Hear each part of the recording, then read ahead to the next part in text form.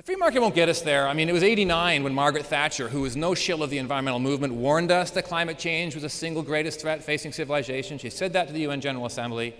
It's 22 years later, and carbon is still going up. So the free market is not going to act. So let's intercede. And I distinguish two ways of interceding in the market. I'm a venture capitalist. I mean, I understand the hard mechanics of greed and money, but I'm willing to admit the market isn't perfect, right? So prices on carbon, all that kind of stuff need to happen. But in the short term, I would distinguish push and pull, right? So push is helping innovation, helping new technologies into the marketplace. And pull is pulling those technologies, creating demand for those technologies.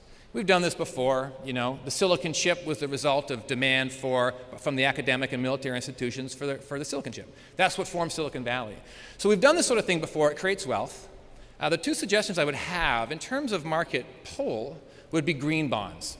So as we just heard from Don, project finance is very hard, very low tolerance for technology risk. That means stuff's got to be around for 20 years before you're willing to say, yep, that works, I'll lend you some money to install that.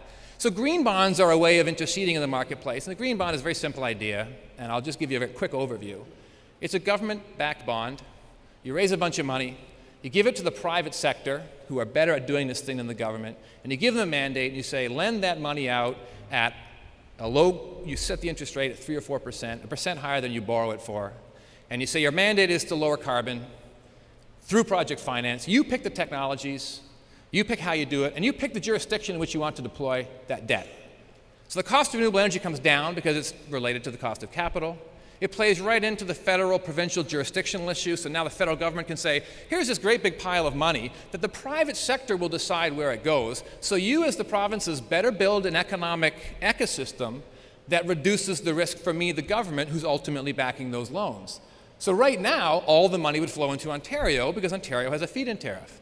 And now you have all the other provinces competing to come up with their own mechanisms to attract that capital.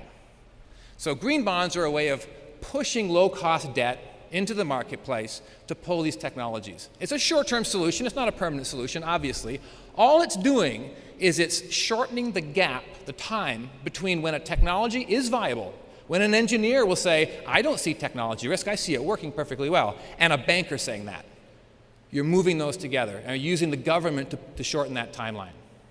The other thing I would do that would drive innovation, and this is what we do at Mars, is I would supplement the feed-in tariffs that we have, which are a good start, but they name the technology and they name the price, so it's a bit static, is a technology-neutral feed-in tariff for commercial-scale pilot projects.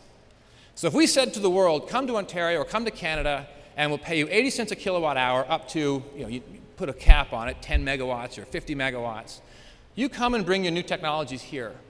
And you would have all the enhanced geothermal companies flocking to Canada to prove at commercial scale that enhanced geothermal will work. You would have solar thermal plants coming to Canada because they will actually work in a northern climate, believe it or not. So that would drive innovation, and it's really a way of saying to the world, we would like your prototypes to be installed in Canada at scale. And that reduces the technology risk, and it's a way of attracting that kind of innovation for the next generation of technologies that would kick in to replace our fossil fuel. So those are two suggestions. I think I'll probably leave it at that. Thanks very much.